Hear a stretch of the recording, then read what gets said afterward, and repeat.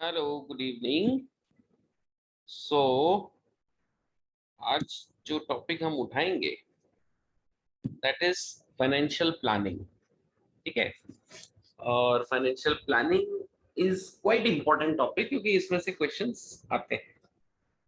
मतलब direct questions आ सकते हैं, एक्सप्लेनेशन वगैरह भले ना भी पूछे बट डायरेक्ट आ सकते हैं। मे बी 1 या 2 मार्क में एक्सप्लेन, अभी 1 मार्क का तो आएगा नहीं, तो 2 मार्क्स में डेफिनेशन पूछ सकते हैं या कुछ।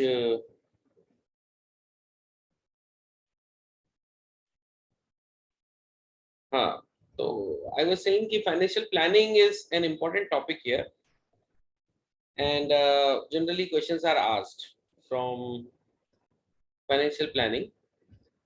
2 मार्क्स में भी आ सकता है, 3, 4, 5 जो भी, मतलब मैक्सिमम है मिनिमम है, हर एक में पॉसिबल है financial planning. Simply we know about what is planning. Term 1 में हम ऑलरेडी प्लानिंग स्टडी कर चुके हैं, तो ये कोई बहुत टिपिकल चीज नहीं है। We already know about that. And financial planning बस फाइनेंस के साथ प्लानिंग जोड़ दो, मैनेजिंग फंड्स। ऑलराइट। तो ये जो वर्ड आ रहा ना यहाँ पे, फाइनेंशियल ब्लूप्रिंट, ये है देखने वाली चीज, फाइनेंशियल ब्लूप्रिंट। या हम इसको बजट भी कह सकते हैं, ठीक है ना। एग्जाम में हो सकता है आपको पूछ लें budget, which function is related with budgeting, है ना, या फिर बजट। तो वो है फाइनेंशियल, अरे financial planning. Alright, financial planning. Financial planning क्या है? To plan for the funds. Actually business को ये मेंटेन करना पड़ता है कि कितने फंड्स की रिक्वायरमेंट है ना। they have to identify the requirements and have to collect the funds which are required. तो आप जब भी प्लानिंग करोगे फाइनेंशियल प्लानिंग, तो there are two things to be kept in mind, like to ensure availability of funds whenever required and to see that the firm does not raise resources unnecessarily. मतलब ये हो गया कि हम अपने funds को जब भी रेज करने की प्लानिंग कर रहे हैं, तो ये ध्यान रखना है कि हम जरूरत से ज्यादा नहीं कर लें और कम भी ना पड़ जाए। सिंपल। एक्चुअली क्या है, ऐसे एग्जांपल समझो, जैसे एक कार खरीदने जा रहे हैं। कार की प्राइस है मान लो 10 लाख। तो now the 10 lakh rupees should be available, न कम न ज्यादा, क्योंकि अगर फंड्स कम पड़ गए तो हमारी पसंद की कार नहीं आएगी। यानी to ensure availability of funds and to see that the firm does not raise unnecessary resources. तो इसका मतलब ये हुआ कि आपने गलती से 11 लाख रुपीज साथ में ले गए, तो वो 1 लाख आपने जो ले रखा है वो एक्स्ट्रा है। अब इसको बिजनेस पॉइंट ऑफ व्यू से बात करें, तो हो सकता है हमारी जो रिक्वायरमेंट है उसको पूरा करने के लिए, हमारी जो रिक्वायरमेंट है उसको पूरा करने के लिए हमने फंड्स लोन लिए हैं, मतलब हमने उधार लिया है। अब वो रिक्वायरमेंट थी 10 lakh and we purchase, I mean sorry, we raise the funds more than 10 lakh. तो अब क्या हुआ, हमारे ऊपर एक्स्ट्रा बर्डन क्रिएट हो गया ना। और एक्स्ट्रा बर्डन क्रिएट होने का मतलब यही हुआ कि चुकाना पड़ेगा, चुकाने के लिए पैसे तो है नहीं हमारे पास में। पॉइंट क्या है, उतने ही फंड्स रेज करो जितने चाहिए। We are studying financial planning. Financial planning is known as financial blueprint और the budget. And we are budgeting, we are planning कि हमको कितना पैसा चाहिए। तो we will ensure the funds are available and make sure we don't raise unnecessary funds. ये है financial planning. ये ऑब्जेक्टिव्स है बेसिकली, और एग्जाम में क्वेश्चंस पूछ सकते हैं what are the objectives of financial planning. 2 marks का क्वेश्चन है ये। अब यहाँ देखो, financial planning is done generally for 3 to 5 years। You know, अगर आपने लॉन्ग टर्म के लिए फाइनेंशियल प्लानिंग करी, मान लो 10 years के लिए, तो वो यूजफुल नहीं है। क्योंकि हो सकता है ना कि आफ्टर 5, 6, 7 years एनवायरमेंट बदल जाएगा, मशीन्स बदल जाएंगी, आपकी रिक्वायरमेंट बदल सकती है। तो फाइनेंशियल प्लानिंग जनरली हम 3 years या मैक्सिमम 5 years तक कर लेंगे, क्योंकि इससे कम के लिए प्लान करना बेकार है और इससे ज्यादा के लिए प्लान करना भी सुटेबल नहीं है। ऑलराइट। तो जनरली ये इतने दिन के लिए होती है। अब फाइनेंशियल प्लानिंग के लिए एक छोटा सा प्रोसेस है। ओके, तो इस प्रोसेस को मैं यहाँ पे पॉइंट्स में लिखता हूँ जिससे कि अपने को याद करने में इजी रहेगा। आई एम राइटिंग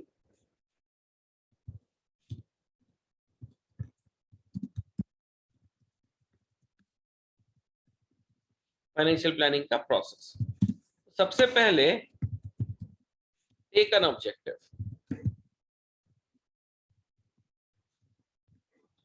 एक ऑब्जेक्टिव बना लो, ठीक है, यानी कि आप कितना प्रॉफिट अर्न करना चाहोगे। ठीक है, हम एग्जांपल ले रहे हैं, प्रॉफिट, हमको कितना प्रॉफिट चाहिए। नाउ वो ऑब्जेक्टिव जो भी होगा उसको पूरा करने के लिए हमको कितने रिसोर्सेज की जरूरत पड़ेगी। मान लो हमको कोई ना कोई प्रोडक्शन भी प्लान करना पड़ेगा, प्रोडक्शन, सेल्स, एटसेट्रा। यानी कि अब आप प्लान करो आपको कितना प्रोडक्शन करना है, कितना सेल करना है, क्योंकि आपने प्रॉफिट अपना ऑब्जेक्टिव ले रखा है। नाउ फॉर दिस आपको कितने फिक्स्ड एसेट्स की रिक्वायरमेंट है, तो यानी कि आपकी रिक्वायरमेंट फिक्स कैपिटल वाली, आपको कितना फिक्स कैपिटल चाहिए। देन आप देखोगे आपके पास कितने करंट एसेट्स की रिक्वायरमेंट आएगी, current assets for working capital, है ना। यानी कि हमने अपना प्रॉफिट डिसाइड कर लिया, अब उसके साथ में हम डिसाइड कर रहे हैं कि हम कितना प्रोडक्शन या सेल कर पाएंगे, उसके लिए हमको कौन सी मशीन्स चाहिए, फिक्स कैपिटल, और कितना वर्किंग कैपिटल हमको मेंटेन करना पड़ेगा। Then how much funds do we have now and how much more funds are required। ये आ गई आपकी फाइनेंशियल प्लानिंग। समझ गए क्या हुआ, हमने सबसे पहले बनाया अपना एक ऑब्जेक्टिव, और उस ऑब्जेक्टिव को पूरा करने के लिए हमको कितना सेल करना पड़ेगा या प्रोडक्शन जो भी आपका उसके अकॉर्डिंग है। देन उसके लिए आपको कितने फिक्स कैपिटल चाहिए, कितना वर्किंग कैपिटल चाहिए। अब सपोज करो कि फिक्स और वर्किंग कैपिटल मिला करके हमारी रिक्वायरमेंट कुछ 1 करोड़ रुपीस आ रही है फॉर एग्जांपल। अब हमारे पास अभी कितने रुपए हैं, मान लो हमारे रिजर्व्स में 40 लाख रुपीस पड़े हैं, तो वी नीड, मतलब हमारे पास 40 हैं तो हमको और कितने चाहिए, 60 lakh. This is how we can plan our finance. तो आपको ये चीज को अच्छे से समझना है। ऑल्दो प्रोसेस से रिलेटेड क्वेश्चन कभी नहीं आता फाइनेंशियल प्लानिंग में से, बट इससे अपने को क्या मीनिंग भी समझ में आ रहा है, ठीक है ना। तो ये मैंने आपको फाइनेंशियल प्लानिंग का प्रोसेस बताया। अब सिंपली हम आ रहे हैं इंपॉर्टेंस पे। तो फाइनेंशियल प्लानिंग की इंपॉर्टेंस भी वही है जो वो प्लानिंग की थी। जो सबसे पहले वी कैन फोरकास्ट, हम कितना क्या कर पाएंगे अपने बिजनेस में वो सब हम फोरकास्ट कर सकते हैं। we can guess, we can judge what we can earn. Then we can avoid business shocks and surprises also। मतलब हमको पता रहेगा कि हमारे बिजनेस में कितने उतार चढ़ाव आ सकते हैं, कभी हमको फायदा होगा या नहीं होगा, है ना। तो business shocks and surprises can also be planned, can be anticipated. We can coordinate various functions. असल में क्या होता है ना, प्लान का मीनिंग बताया आपको, बजट। तो मास्टर बजट यानी कंपनी की ऑर्गेनाइजेशन का पूरा बजट बनाने के पहले हर डिपार्टमेंट का बजट लेते हैं, हर डिपार्टमेंट का बजट लेते हैं। Means purchase, production, sales, finance, every department will provide their budget individually. अब हम उन सबको कनेक्ट कर लेंगे, एक साथ जोड़ लेंगे, और इससे हम एक प्रॉपर बजट बना पाएंगे। एंड दिस इज हाउ हम प्लान्स एंड पॉलिसीज एकदम क्लियर बनाएंगे और वो अपने डिपार्टमेंट्स में डिस्ट्रीब्यूट कर देंगे, तो कोऑर्डिनेशन इजी हो जाएगा। Then detailed plans of actions prepared under financial planning reduce waste, duplication of efforts and gaps in planning. तो ये बात तो हम जानते ही हैं कि जब हम प्रॉपर फाइनेंशियल प्लानिंग करते हैं या प्रॉपर प्लानिंग करते हैं तो कुछ भी वेस्ट नहीं होगा। इफ यू रिमेंबर टर्म 1 में हमने प्लानिंग पढ़ा था, planning reduces wasteful activities, planning reduces, planning से हम सक्सेस ज्यादा अच्छा अचीव कर सकते हैं. I don't remember the points. Okay, now it can link the present with the future. Planning का तो मतलब ही यही होता है ना, where we are and where we want to be. तो हम आराम से इसको लिंक कर सकते हैं. It can also create a link between investment and financing decisions. See, yesterday we studied about investment decision and financing also, which stated कि how much funds are required, that is investment decision, and finance ये कहाँ से collect करेंगे. मान लो हमने decide किया कि हमको चाहिए 1 करोड़ रुपीस, इन्वेस्टमेंट डिसीजन हो गया. ये 1 करोड़ कहाँ से आएगा, डेट से या इक्विटी से या और कोई सोर्स भी होगा आपके पास बाई चांस, तो वो हो गया फाइनेंसिंग डिसीजन. तो we can easily link investment and financing decisions also, and then evaluation also becomes easier क्योंकि हमने अपने objectives को पहले से ही प्लान कर लिया है. तो controlling, this is related to controlling. ठीक है, हमारी कंट्रोलिंग इजी हो जाती है. तो बहुत ही सिंपल से पॉइंट्स हैं. ये है फाइनेंशियल प्लानिंग, इसमें ज्यादा टेंशन वाली चीज नहीं है. ठीक है, इन पॉइंट्स को एक बार देख लेना, और वैसे फाइनेंशियल प्लानिंग वाले जो पॉइंट्स है वही है, और प्रोसेस जो हमने लिखी थी इसको देखना. Now we are coming to one of the trickiest topic, that is capital structure. ऐसा कोई टफ नहीं है, लेकिन होता क्या है ना कि जनरली जो पढ़ते नहीं है उनको ये बड़ा तंग करेगा. कैपिटल स्ट्रक्चर, इसका सीधा सीधा मीनिंग है ratio of debt and equity. यानी आपकी टोटल कैपिटल जो है, यानी अगर मैं इसको सिंपल लैंग्वेज में बताऊं, total capital is consist of debt and equity, right. Capital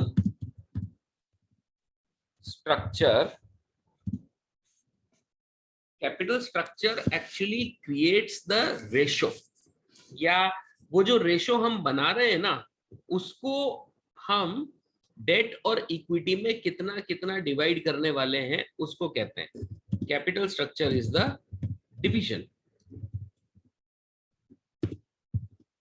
of debt and equity in total capital. ये है सिंपल सा लॉजिक. ठीक है, तो ratio of debt and equity मतलब क्या हुआ, आपकी टोटल कैपिटल मान लो 1 करोड़ की बात हम कर रहे थे, उसमें से 60 लाख डेट है और 40 लाख इक्विटी है. तो ये हो गया आपका डेट और इक्विटी का रेशियो, है ना. इसको कैसे शो करते हैं अपन, इसको हम डिनोट करते हैं डेट अपॉन इक्विटी से. आपको कोई ऐसे निकालना नहीं है, लेकिन हम इसको डिनोट ऐसे करते हैं. तो मान लो कि हमने 60 लाख का डेट ले रखा है और 40 लाख का इक्विटी ले रखा है. समझ में आ गया, ये है कैपिटल स्ट्रक्चर. रेशियो अपन इसको और शॉर्ट करेंगे तो 3:2 का रेशियो दिख रहा है, दैट सिंपल. अब क्या है यहां, इससे रिलेटेड 2 टर्म्स मैं आपको एक्सप्लेन करने जा रहा हूं, उसको समझेंगे. तो सबसे पहले मैं बताऊंगा आपको फाइनेंशियल लिवरेज. अब यहां से क्वेश्चन आ सकता है बोर्ड में, क्योंकि अब मैं आपको है ना एक न्यूमेरिकल क्वेश्चन एक्सप्लेन करने वाला हूं. एनीवे, फाइनेंशियल लेवरेज क्या है, the amount of debt in total capital.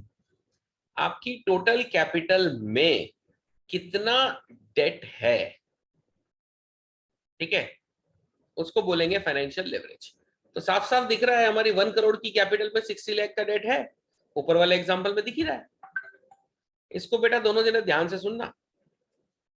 Point क्या है कि जो हमारी टोटल कैपिटल है उसमें कितना अमाउंट डेट है उसको बोलते हैं leverage. Now this leverage can be favourable और unfavourable.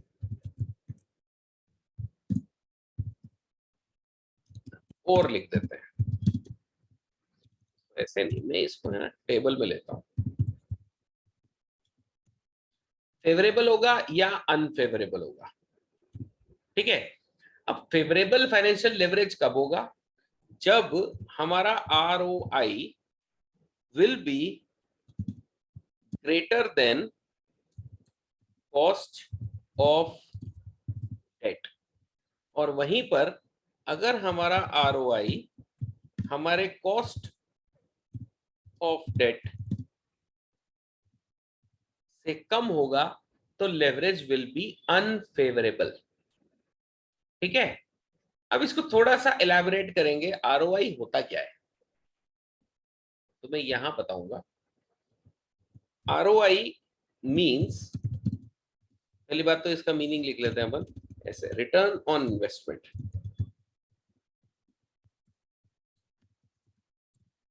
Return on investment, this is ROI। Okay, ये कैसे निकलता है, इसका फॉर्मूला रहेगा EBIT अपॉन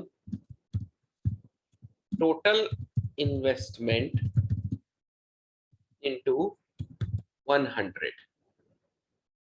ठीक है, एंड कॉस्ट ऑफ डेट का मतलब है इंटरेस्ट रेट। ये ध्यान रखना यहां पर। अब क्वेश्चन कैसा आएगा, बोर्ड अगर आपसे क्वेश्चन पूछेगा तो क्वेश्चन ये आएगा कि कंपनी को डेट लेना चाहिए या नहीं लेना चाहिए। ठीक है, क्वेश्चन में कुछ भी दे दिया होगा फिगर, वो मैं बताता हूं कैसा आएगा, but the question would be whether the company should raise debts or not. Question क्या है, whether the company should raise debts or not, ये है क्वेश्चन। तो अगर आपकी कंपनी फेवरेबल है, मतलब सॉरी फेवरेबल लेवरेज में है, तो हम ये कह सकते हैं डेट्स कैन बी रेज्ड। और अगर वही चीज अनफेवरेबल में आ जाती है तो debts should not be raised. यानी कि अगर कंपनी की ROI, अभी हम कैलकुलेट करना सिखाएंगे आपको। ठीक है, अगर कंपनी की ROI इंटरेस्ट रेट से कम है तो वो अनफेवरेबल है, आपको डेट्स रेज नहीं करने हैं। अगर कंपनी की ROI इंटरेस्ट रेट से ज्यादा है तो आपको डेट रेज करने में कोई प्रॉब्लम नहीं आएगी। Now let's take example. Okay, जो बुक में एग्जांपल है ना वो ही उठा रहा हूं मैं। देखो सबसे पहले उसमें क्या दे रखा है, EBIT उसमें दे रखा है 4 lakh and interest rate is given 10%। Okay, और कंपनी का टोटल इन्वेस्टमेंट है ₹30 लाख। ठीक है, ये आपको क्वेश्चन में मिलेगा। अब बताओ कि कंपनी को डेट लेना चाहिए कि नहीं लेना चाहिए। हम अब इसको थोड़ा सा कैलकुलेट करेंगे। ओके, यहां से देखते हैं। तो फेवरेबल कब होगा, जैसे अब आप अपन इसको ना कैलकुलेट करते देखो, डिवाइडेड बाय इनटू,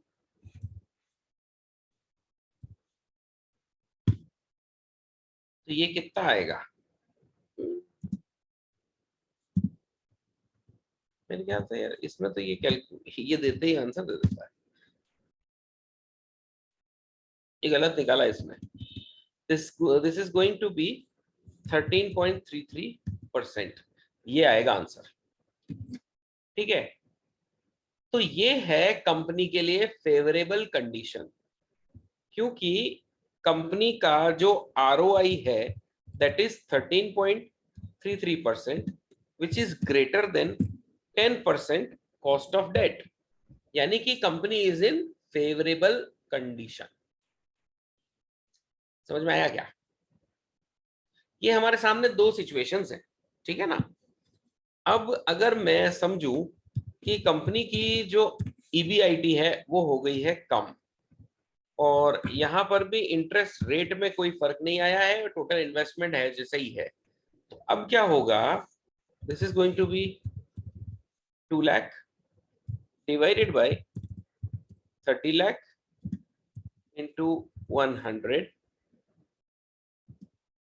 तो ये आएगा, ये कुछ भी बना रहा है ये, this is going to be 6.67%। तो अब क्या हुआ, यहां पर आपकी जो इंटरेस्ट रेट है that is greater than, that is greater than, interest rate is greater than the ROI. तो ये हो गया अनफेवरेबल। लॉजिक समझे क्या? हमने दो सिचुएशन उठा ली है, एक सिचुएशन में ईबीआईडी 4 लाख है और दूसरी में 2 लाख है, दूसरी और इंटरेस्ट रेट दोनों में ही 10% है। But the problem is when the company is having more ROI than the interest rate, यानी आप सीधा सीधा लॉजिक लगाओ ना, 13.33% कंपनी ने अर्न किया, लेकिन पे उसको सिर्फ 10% ही करना है, तो ये फेवरेबल कंडीशन है, आप डेट ले सकते हैं। लेकिन अगर कंपनी ने अर्न सिर्फ 6.67% किया है और आपको पे 10% करना है, तो इंटरेस्ट ही पे नहीं हो रहा, तो हम कैसे अपने डेट्स रेज कर पाएंगे? ये है point. 30 lakh is investment, total investment, and EBIT is earning before interest and taxes. What company is earning, that is EBIT. Okay, ये है फाइनेंशियल लेवरेज। याद रखना, इसमें क्वेश्चन क्या आएगा, whether the company should raise debts, company को debts लेना चाहिए या नहीं। तो अगर ये कंडीशन है तो डेट ले लो, अगर ये कंडीशन है तो डेट मत लो। ठीक है, एग्जाम में आपको ये तीनों फिगर मिलेंगे, interest rate, EBIT and total investment. इसमें से आपको पता लगाना है कि company should go for debts or not, that's it. अब जो कॉन्सेप्ट आ रहा है that is known as trading on equity. मेरे ख्याल से जब इसको क्लियर करूंगा ना, तो शायद आपको और थोड़ा सा क्लियर हो जाएगा फाइनेंशियल लिवरेज में।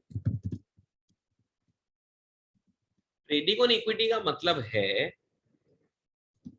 Change in amount of debt to increase the EPS. इसका मतलब है अर्निंग पर शेयर, यानी कि आप अपनी इक्विटी को ऐसा चेंज करो, सॉरी अपने डेट में ऐसा चेंज करो जिससे कि हमारी अर्निंग पर शेयर यानी डिविडेंड पर शेयर इंक्रीज हो जाए। हम डेट को कम ज्यादा करने की कोशिश करेंगे। हम बात करेंगे अभी कि अगर हम डेट ज्यादा लेंगे तो क्या होगा और डेट कम लेंगे तो क्या होगा। ठीक है, तो हमको डेट ज्यादा लेना चाहिए कि नहीं लेना चाहिए, हम उस पर बात करेंगे। आपके बुक का ही क्वेश्चन उठा रहा हूं। कंपनी की कंडीशन ऐसी है, उनकी टोटल कैपिटल रिक्वायरमेंट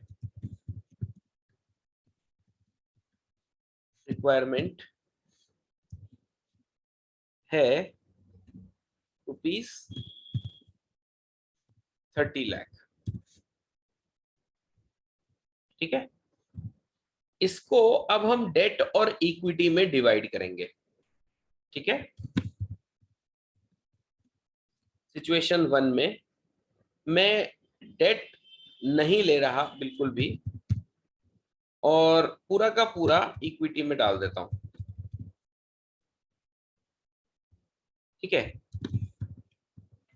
सिचुएशन 2 में मैंने कोशिश किया कि डेट थोड़ा बढ़ाते हैं, तो सिंपल सी बात है इक्विटी कम हो जाएगा। और सिचुएशन 3 जो आ रही है उसमें हम अज्यूम कर लेते हैं कि हमने डेट और ज्यादा ले लिया और इक्विटी और कम हो गया। ठीक है, अब सपोज करो कि कंपनी को, यहां पे लिख दूं तो ठीक रहेगा,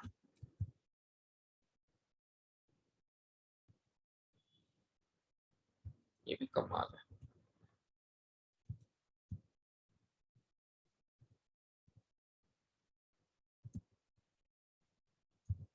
वो ऐसे ही रहने दो उसको हाँ ठीक है, अगर कंपनी इंटरेस्ट देगी तो वो होगा एट द रेट ऑफ 10%, और कंपनी को अगर टैक्स देना होगा तो वो होगा एट द रेट ऑफ 30%। और एक्सपेक्टेड ईबीआईटी जो है, ईबीआईटी हमेशा एक्सपेक्टेड ही होता है, ठीक है, that is going to be ₹4 lakh. हम ये मान रहे हैं कि कंपनी की अर्निंग 4 लाख रुपीस रहेगी, ठीक है। Now according to this question हमारे सामने जो सिचुएशंस आई हैं, हमको ये पता लगाना है कि डेट लेना चाहिए या नहीं लेना चाहिए, ठीक है। डेट लेना चाहिए कि नहीं लेना चाहिए, इसको थोड़ा सा बड़ा करके इधर ले लेते हैं, एक्सप्लेनेशन आसान हो जाएगा।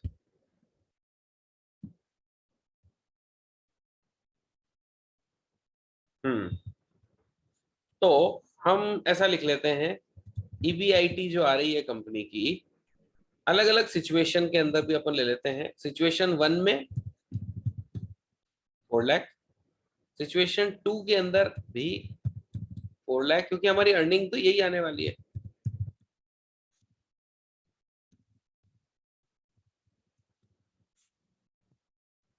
तो हमारी तीनों ही सिचुएशन में हम अज्यूम कर रहे हैं कि कंपनी की ईबीआईटी 4 लाख रहेगी।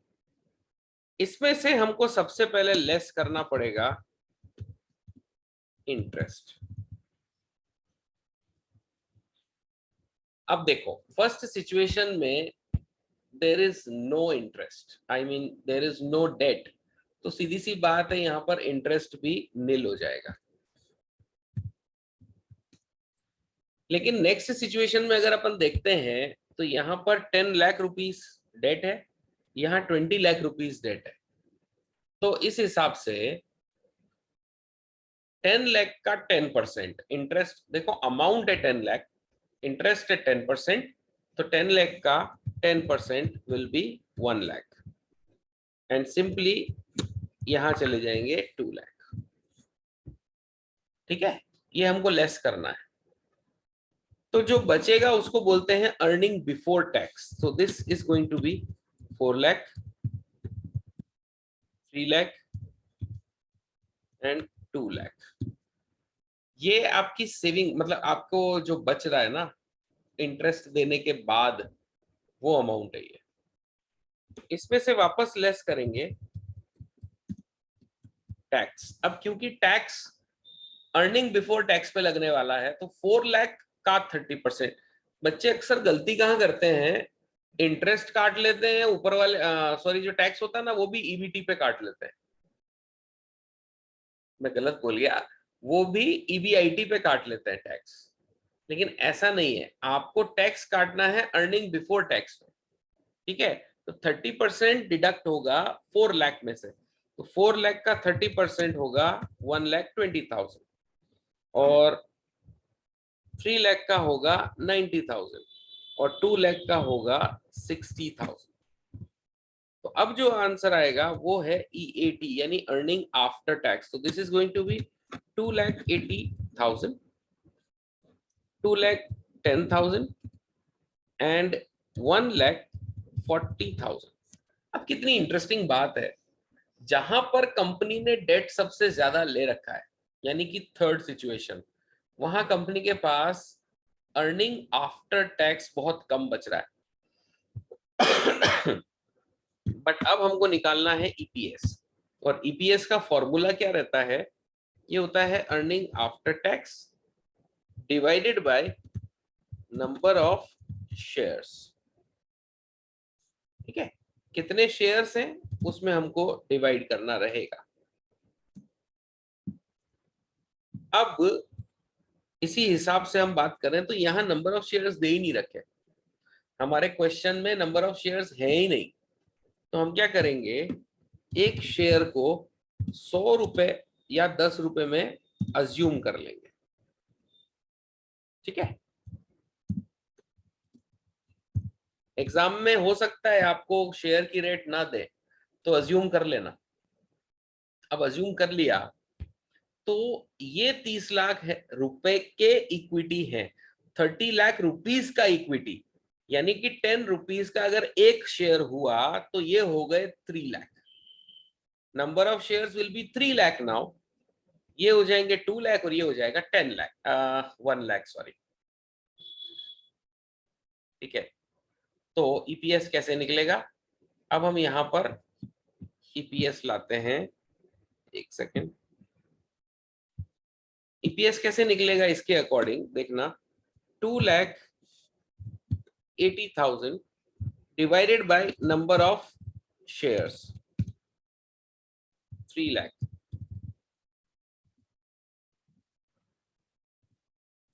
तो ये आ जाएगा आपका अमाउंट 0.95, 0.96 होगा शायद। सिमिलरली हम इसको डिवाइड करेंगे 2,10,000 को, नंबर ऑफ शेयर्स कितने दे रखे हैं 2 लाख, तो इसका आंसर आएगा हमारे सामने 1.05, है ना। और इसको थोड़ा सा इधर खींच लेते हैं ना, ये इधर इसको थोड़ा सा बड़ा कर देते हैं। अब यहाँ जो अमाउंट आएगा, this is going to be, इसको नीचे उतारो, 1,40,000 डिवाइडेड बाय 1 लाख। तो इसका जो आंसर आ रहा है, this is going to be, ये भी कमाल है,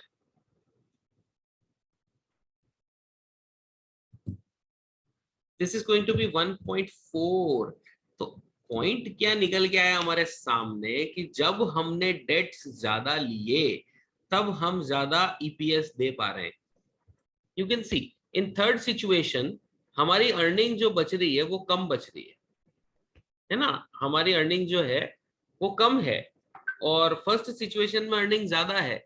बट द प्रॉब्लम इज कि ये फर्स्ट सिचुएशन में इक्विटी ज्यादा है और थर्ड सिचुएशन में डेट्स बहुत कम है, सॉरी इक्विटी बहुत कम है, डेट ज्यादा है, सॉरी। फर्स्ट सिचुएशन में डेट नहीं है, इक्विटी है, and we are finding earning per share, तो हर शेयर होल्डर को सिर्फ 96 पैसा मिल रहा है। लेकिन थर्ड सिचुएशन में हर शेयर होल्डर को 1.4 रुपीज मिल रहा है, तो हमारे लिए डेट को रेज करना एक बेटर ऑप्शन है। समझ गए मेरे ख्याल से, डेट्स को रेज करना एक बेटर ऑप्शन है यहां, ये है पॉइंट। अब सपोज करो इस पूरी की पूरी सिचुएशन को ही अगर हम एक बार में कॉपी कर लें, लेकिन अब हमारे पास में थोड़ा सा डिफरेंस आ जाता है। फॉर एग्जांपल, अब जो है ना हमारी earning before interest and taxes वो कम होकर के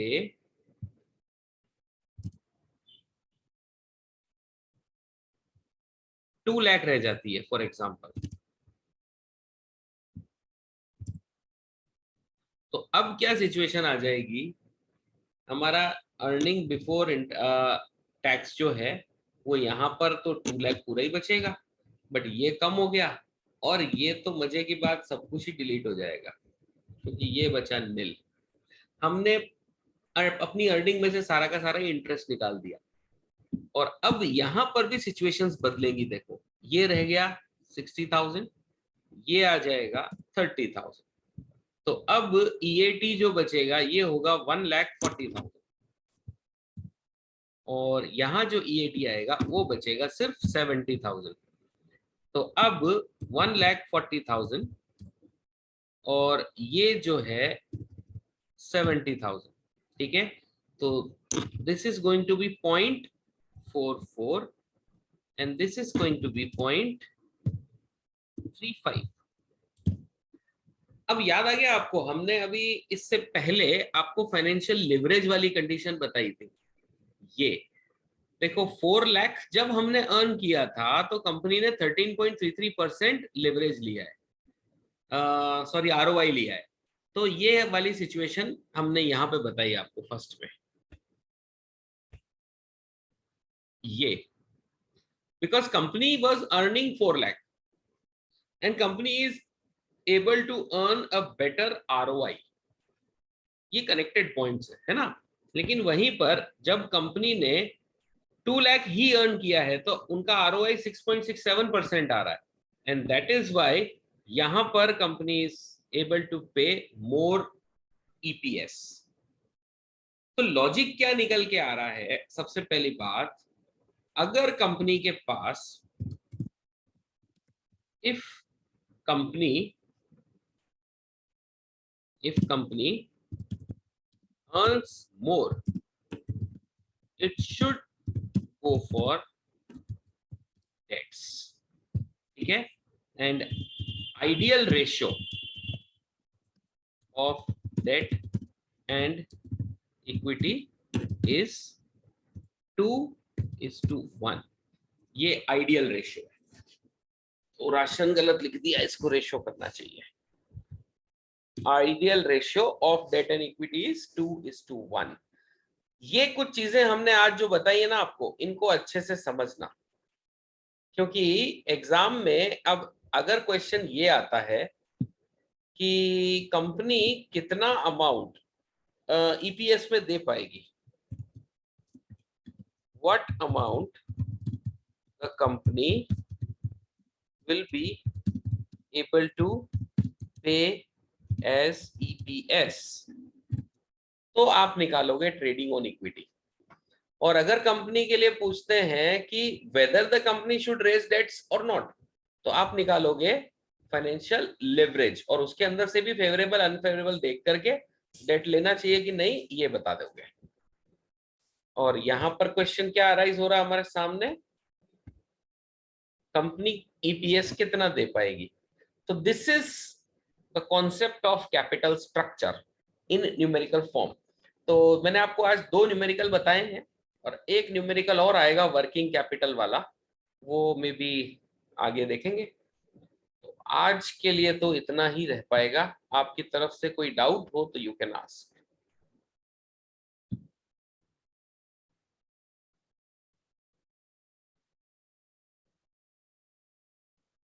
चलो, I am stopping the recording for now.